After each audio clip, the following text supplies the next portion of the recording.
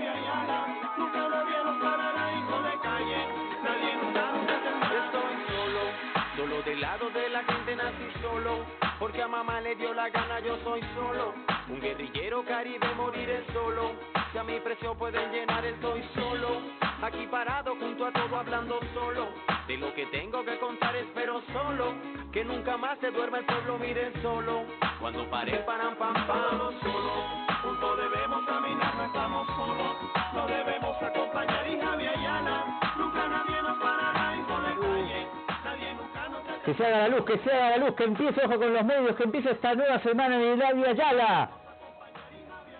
¿Cómo le va, doctor? ¿Cómo anda, comandante? ¿Bien? Parece usted un Star Rock. Sí, un Star Rock que se viene para abajo porque esta silla...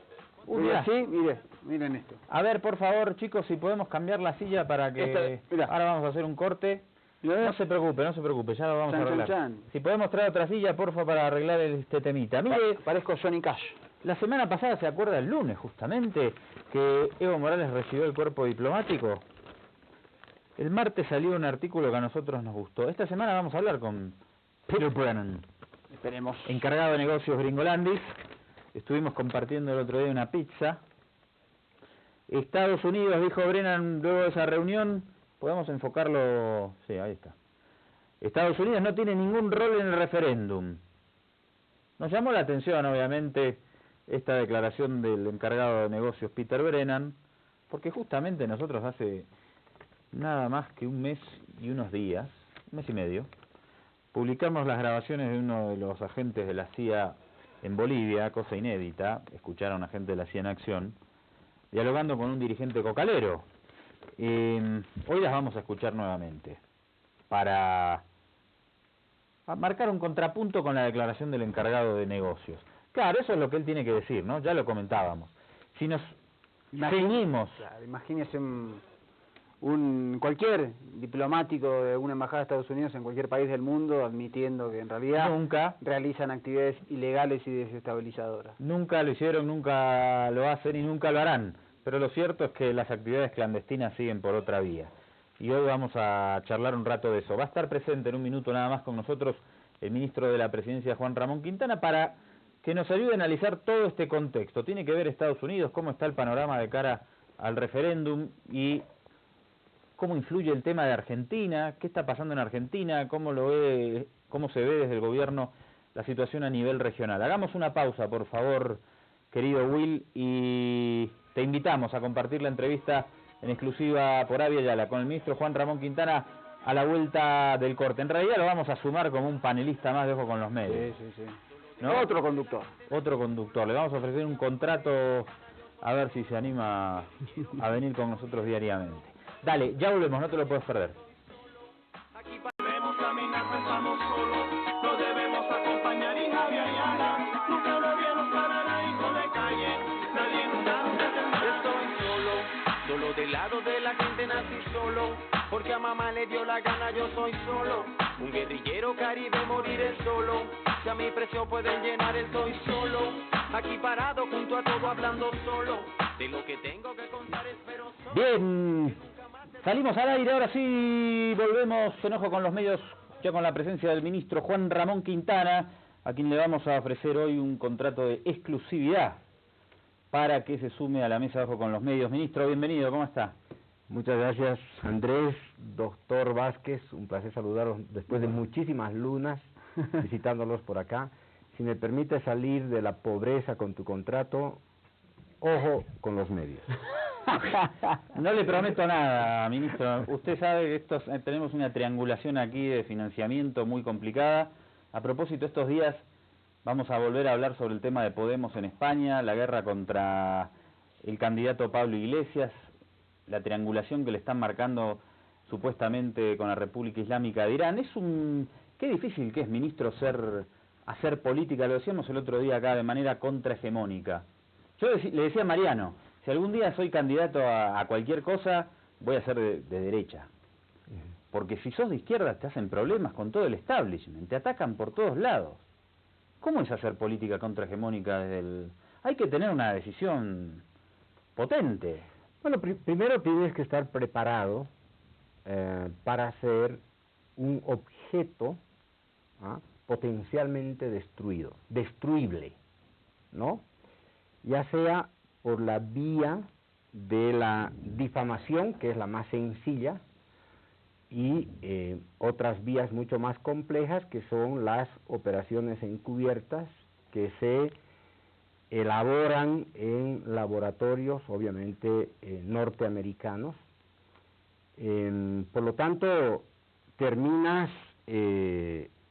asediado, ¿no?, por todas las estrategias, y esto tiene mucho que ver con el conocimiento que tienen sobre ti, la información que tienen sobre ti, y por lo tanto la estrategia que tienen sobre ti.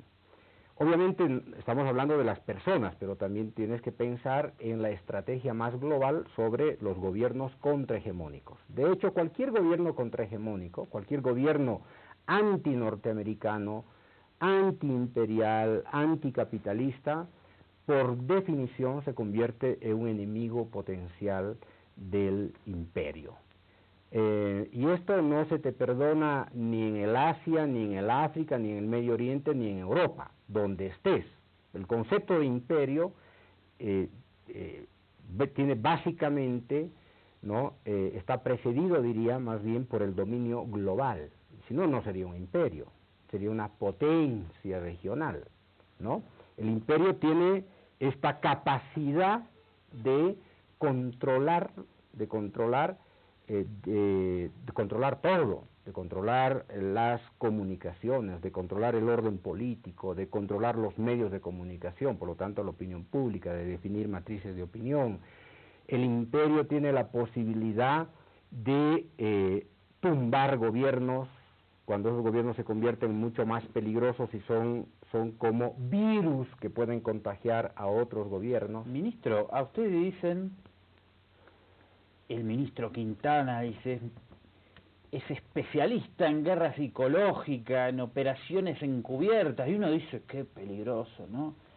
Que el ministro Quintana debe vivir en una cueva organizando este tipo de operaciones, ¿no? Alguna cosa por el estilo.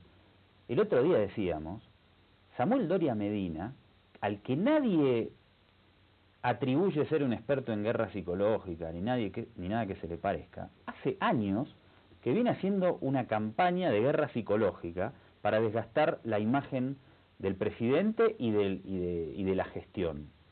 Esto me parece que culturalmente es muy fuerte, porque ¿por qué nadie dice que Samuel Doria Medina está en una campaña de guerra sucia y que la derecha está en una campaña de guerra sucia? Tenemos un problema en el establishment mediático, no solo boliviano, sino regional. Pero ¿cómo hacemos para combatir esto? Porque Samuel Doria Medina, lo reiteramos, lo dijo el vicepresidente, lo enunciamos nosotros acá, este tema de la sistemática mentira. Pero ¿por qué no logramos que se establezca mayoritariamente en la sociedad que Samuel Doria Medina está en una guerra psicológica contra el gobierno? Bueno, porque tiene entre los aliados potentes algunos medios de comunicación que trabajan para tratar de neutralizar sus debilidades, ¿no?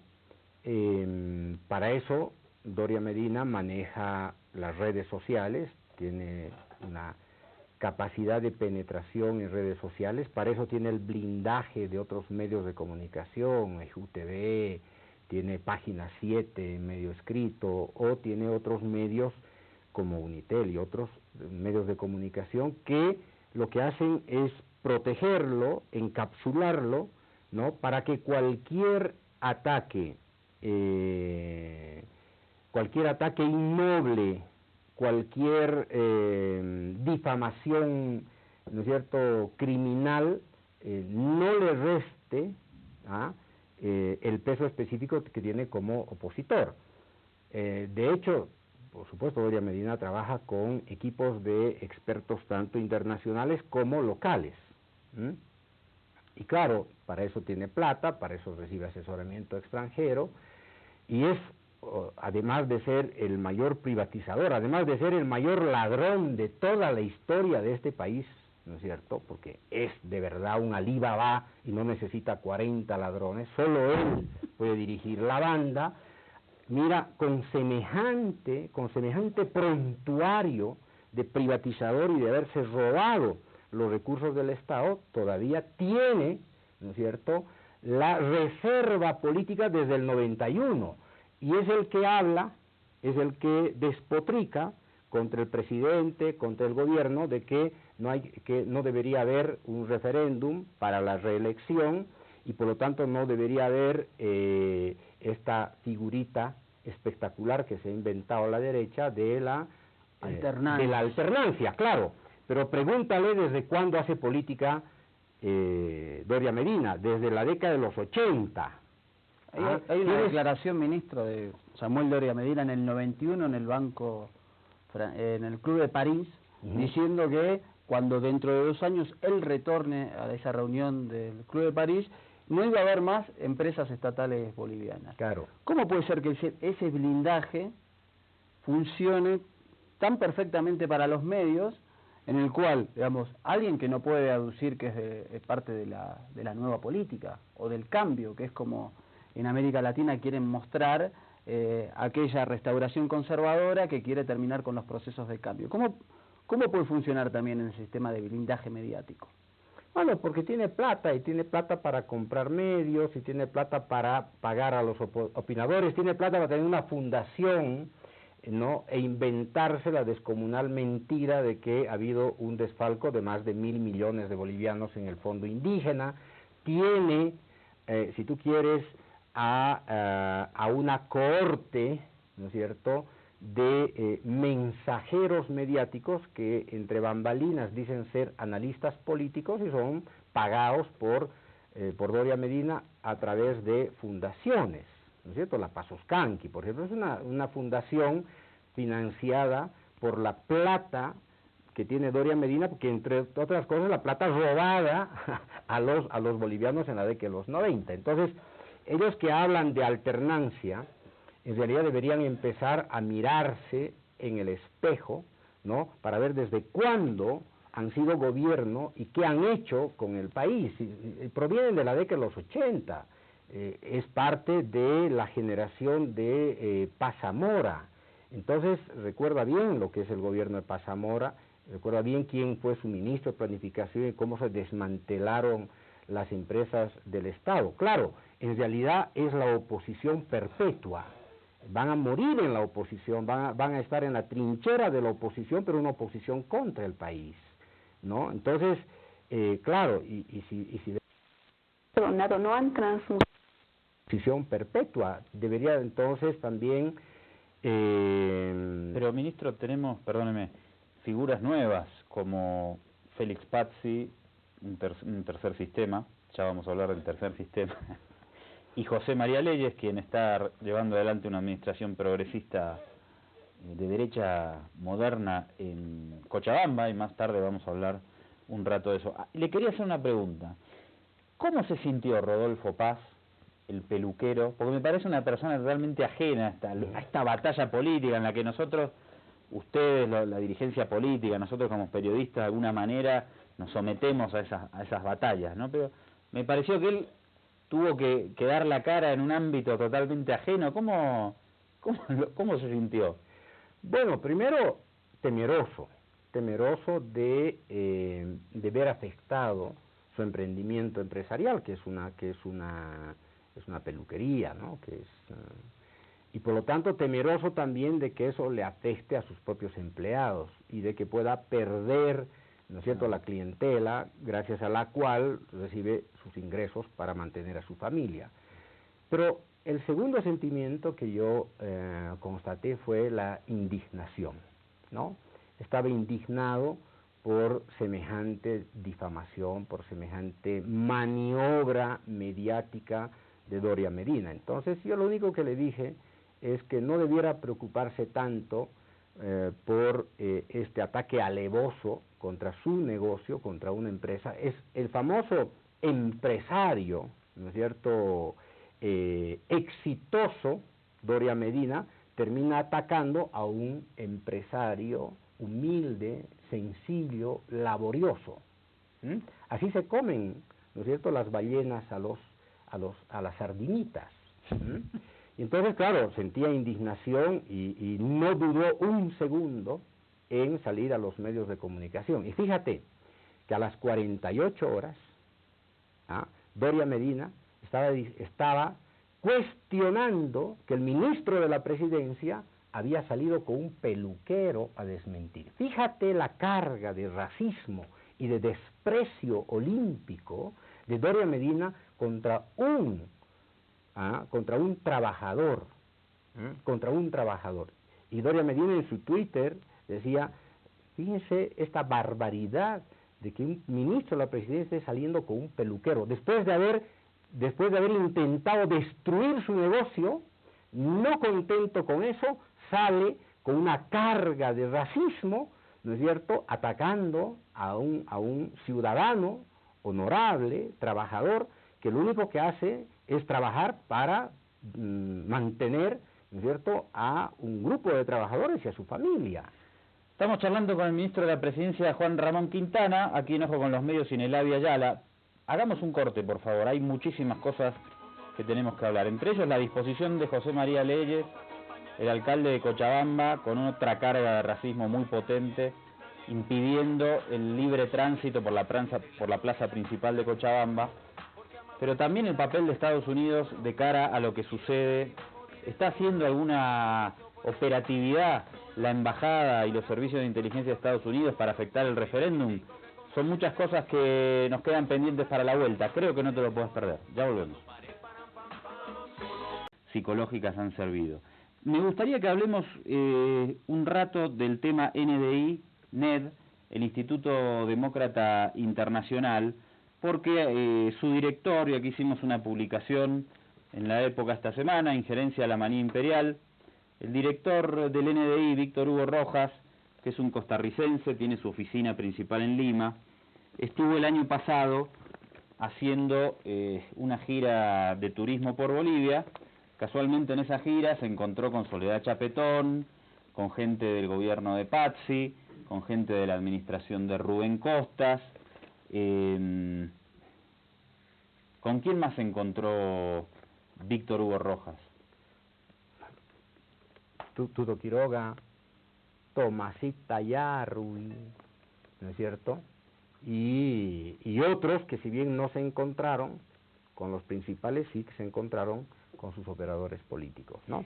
El presidente Evo Morales habló de grabaciones de dirigentes buscando desesperadamente la plata de Estados Unidos. ¿Esto tiene de alguna manera que ver con la visita de este director del NDI? Sí, en parte sí.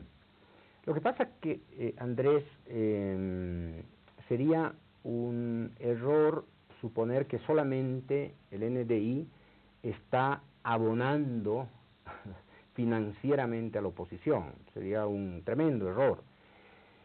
Lo cierto es que los tentáculos imperiales no solamente pasan por NDI. Tú fundamentalmente tienes a la NED, ¿no?, que es una de las instituciones financiadas tanto por el Estado norteamericano como por corporaciones empresariales que depositan su plata en esta institución. Y esta es una institución que tiene la misión de perpetuar el imperio, de hacer que el imperio continúe gobernando el mundo, así de simple. Y donde ven que hay un país que se resiste a ser gobernado por el imperio, entonces decisiones políticas impulsan a que la NED trabaje políticamente en estos países para socavar la resistencia al imperio. Pero no solamente tienes la NED trabaja con el IRI, el Instituto, ¿no es cierto?, Republicano Internacional, que es una expresión de la ultraderecha. En realidad es un brazo fascistoide, ¿no?, de los Estados Unidos, que también tiene la misión de socavar, de atentar, de debilitar a los gobiernos democráticos y populares. Pero también ahí tienes, junto a la NED, el IRI, tienes el NDI y tienes también el CIPE, que es un centro, ¿no?, de iniciativas empresariales para fomentar políticamente la el protagonismo del empresariado en determinados países. Ministro, discúlpeme un segundo. Vamos a ver, por favor, la nota número 3, porque cuando hablamos de todos estos organismos, puede quedarle la duda a usted del otro lado si realmente hay una relación con la oposición boliviana, ¿no? Dirá, no, bueno, hacen de las denuncias, pero nunca presentan las pruebas. Nosotros ya lo hemos mostrado, pero es pertinente que volvamos a ver la declaración que le tomamos a la diputada Norma Pierola, en donde ella admite que se reunió en Estados Unidos con algunos dirigentes para pedir que vuelva el IRI. Vamos a verla, por favor. Bien, esto es en Washington. Son 3 legisladores bolivianos con un Marcelo Antesana, Mauricio Muñoz, Norma Pierola.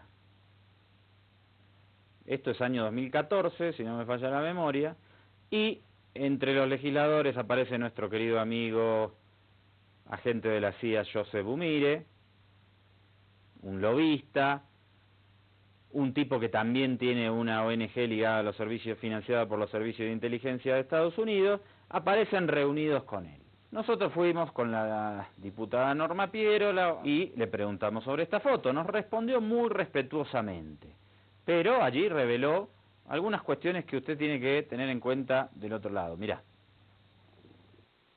Bueno, yo he estado no sé si ha sido la última vez, el 2013 o el 2014 que he estado en Estados Unidos, no recuerdo ya, siempre haciendo mis denuncias de la Corte Interamericana de Derechos Humanos. Después nos reunimos en una casa, no sé, ahí nos invitaron, y ahí conocí a un señor Joseph Bumire, creo, si mal no recuerdo. Nosotros hemos pedido a Pericia, y se vale el término, ayuda para que nos den algo de democracia en Bolivia, nos ayudan a retornar, porque había un instituto de la democracia, el IRI, creo, que fue sacado de Bolivia. Entonces habíamos pedido de que ese instituto vuelva a Bolivia para que nos den cursos de capacitación y qué sé yo. Y él simplemente nos dijo que se podría hacer una solicitud para que se podría hacer que retorne el IRI, el Instituto Internacional de la Democracia, algo así, y otros organismos, creo que eran ONGs, no sé, o subfundaciones que salieron de Bolivia y que estaban antes aquí en la ciudad de La Paz. Ahí está, cuidado, una diputada está con el senador Antesana, el senador que le entregó los misiles al ejército de Estados Unidos, en su momento como jefe del ejército de Bolivia en el año 2005. Vamos a conocer un poquito a John McCain, que es el presidente del IRI, hablando de la cooperación que hacen con distintos países en el mundo. Adelante, John McCain, por favor. Je ne crois pas qu'apprendre aux gens ce qu'est la démocratie, c'est vouloir renverser un gouvernement. C'est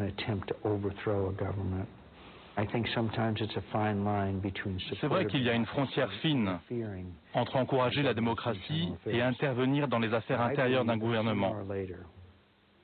No creo que enseñar a los pueblos a hacer democracia sea injerencia, dice, aunque después dice, bueno, hay una delgada línea. Fíjate que además la terminología es muy parecida a la que usaba la diputada Pierola. Queremos que vengan a darnos algo de democracia. Es lo mismo que dice este líder republicano John McCain, que además combatió en Vietnam, fue candidato a la presidencia republicana en Estados Unidos. Vamos a ver ahora un material del año 2005, que es de Kirguistán, un país que estaba en crisis, con un gobierno que le molestaba a Washington, pero a la vez al que tenían de rehén.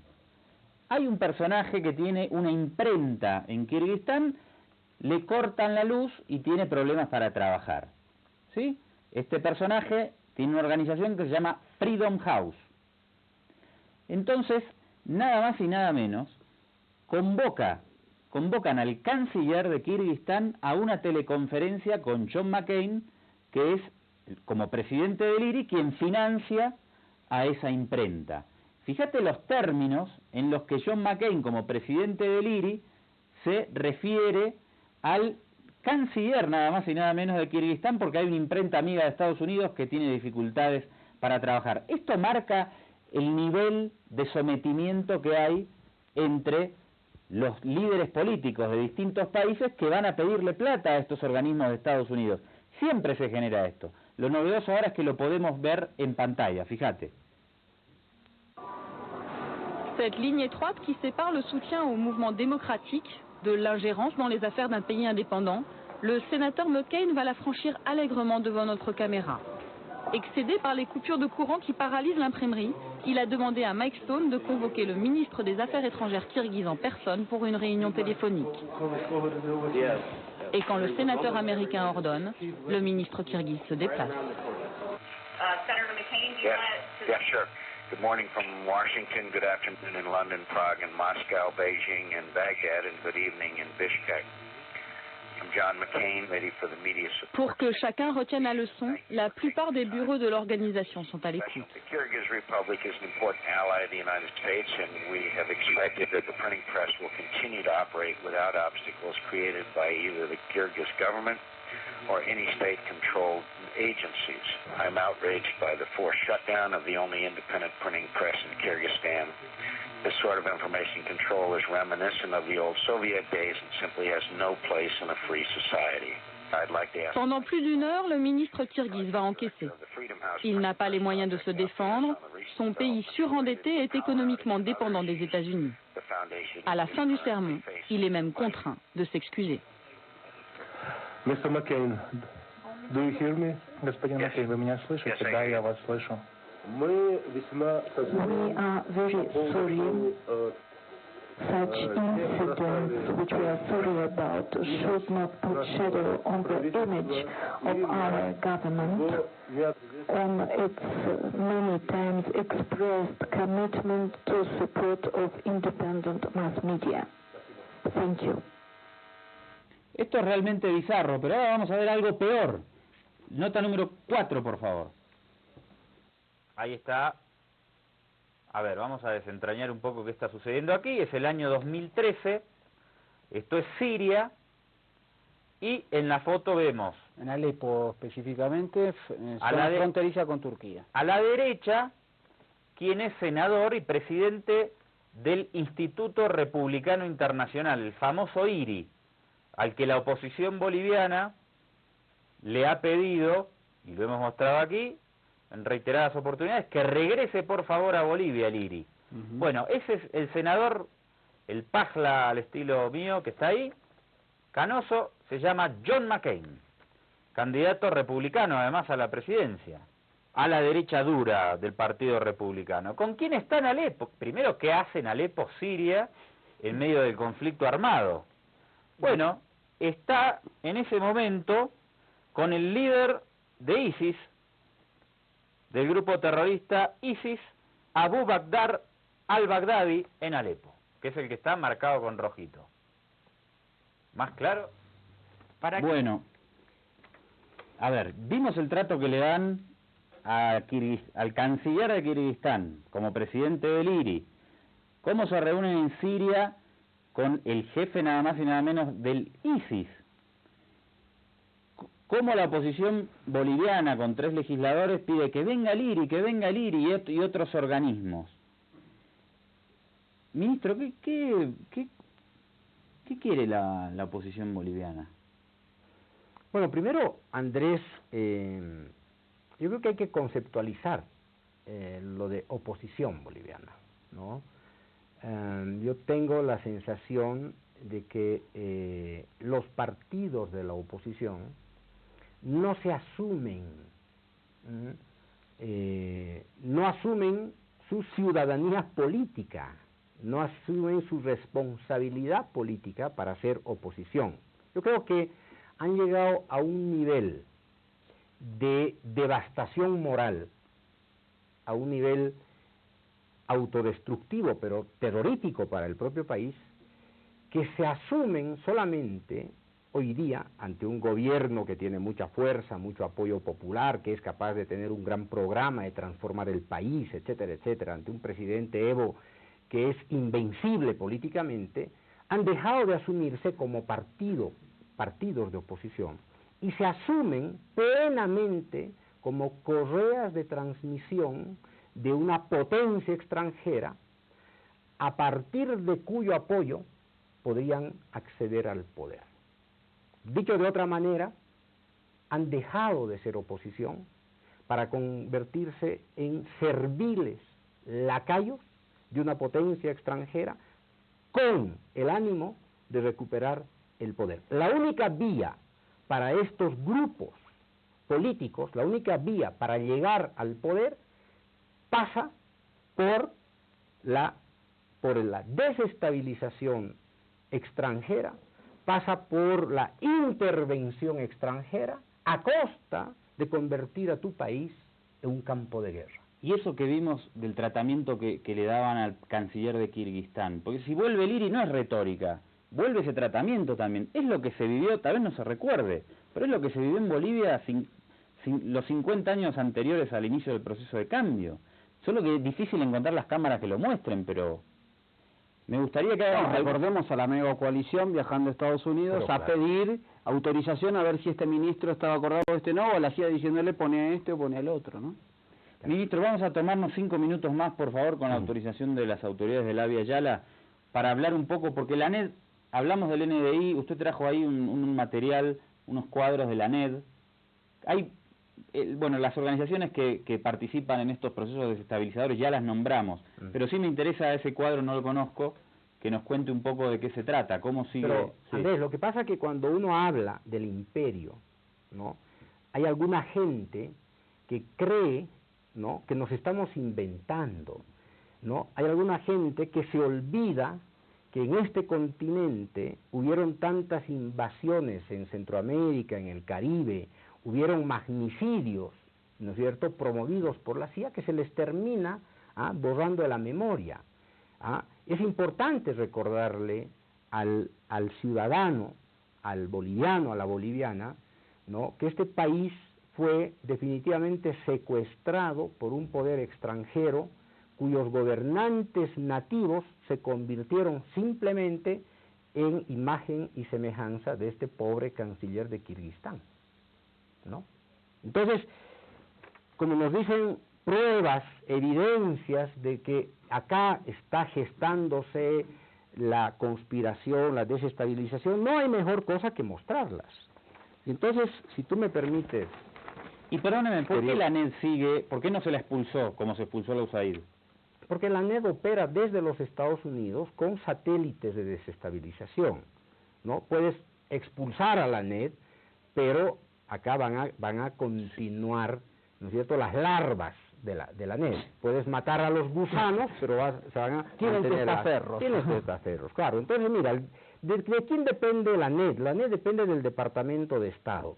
Y te decía, la NED tiene estos grandes tentáculos, ¿no?, como el Instituto Republicano Internacional, el Instituto Nacional Demócrata, el NDI, el Centro para la Empresa Privada Internacional, el Centro Americano para la Solidaridad, etcétera, etcétera. Pero uno de los programas de la NED se llaman iniciativas, uno de los programas.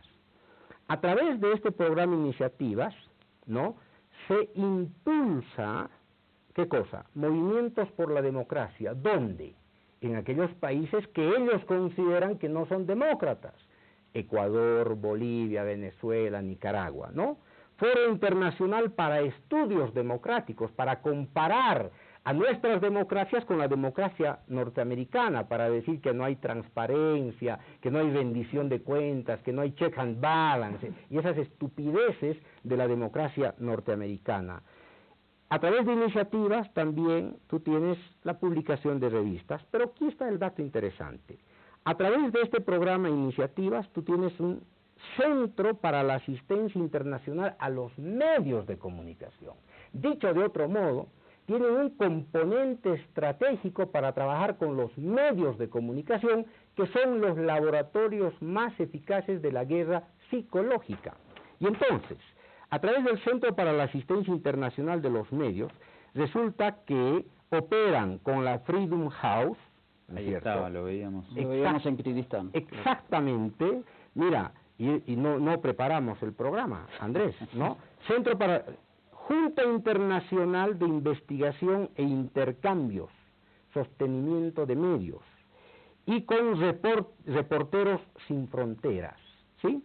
Ahora bien, fíjate que en el caso de Bolivia, este Centro para la Asistencia Internacional de Medios trabaja con un Centro Internacional para Periodistas, es decir, financia a un Centro Internacional para Periodistas a una Junta Interamericana de Investigación e Intercambios y a Internews, ¿no? A un sistema de producción. Pero bien, este Centro para la Asistencia Internacional de los Medios resulta que está vinculada a la Red de Intercambio Internacional por la Libertad de Expresión. ¿Ah?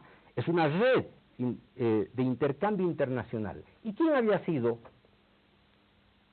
un aliado de la Red Internacional por la Libertad de Expresión? La Asociación Nacional de la Prensa. Y resulta que la Asociación Nacional de la Prensa es una institución financiada por la NET en los últimos 1, 2, 3, 4, 5, 6, 7 años, con la modestísima suma de $354,000. Fíjate, es un dinero. Es una platita. Bueno, pero vamos para adelante, ¿no? Esto no se queda acá. Resulta que de este Centro Internacional para Periodistas, ¿no es cierto?, impulsa con la plata de la NET de los Estados Unidos el periodismo de datos. Y el periodismo de datos tiene a su vez un proyecto de acelerador de datos en Bolivia. ¿Qué significa eso en cristiano? Ahora bien, tú recuerdas hace unos días, justamente el 22 de enero, se publicó en El Deber todo un trabajo de sistematización acerca de las declaraciones juradas de bienes. Sí. ¿Sabes quién la financió? Gringolandés. Gringolandés, compañero. Ministro, tenemos que... Primer acelerador del periodismo de datos en Bolivia, impulsado por la periodista Sandra Crucinelli. El proyecto está siendo ejecutado por la pública con el apoyo de IVOS, Oxfam, Hackers. Reveló datos respecto al patrimonio del gabinete de Evo. ¿Cuál es el objetivo de estas investigaciones? Desacreditar al gobierno. Exactamente. Y construir una matriz de opinión a través de estas investigaciones truchas para modificar la opinión de la gente. Esas son las operaciones psicológicas financiadas por los gringos. Ministro, muchas gracias. Y en esto también no se escapa el tercer sistema de Félix Pazzi, que también su gente se juntó con los operadores de estos organismos el año pasado. Gracias, ministro, un abrazo. Disculpen a los compañeros de Último Round, pedimos permiso para pasarnos estos minutitos, se los devolvemos mañana. Doctor. Comandante. Un abrazo grande a todos, no te pierdas el próximo capítulo. Ministro, cuando quiera tiene que volver porque hay muchas cosas que siempre quedan pendientes por ahí. Un abrazo para todos, chau chau.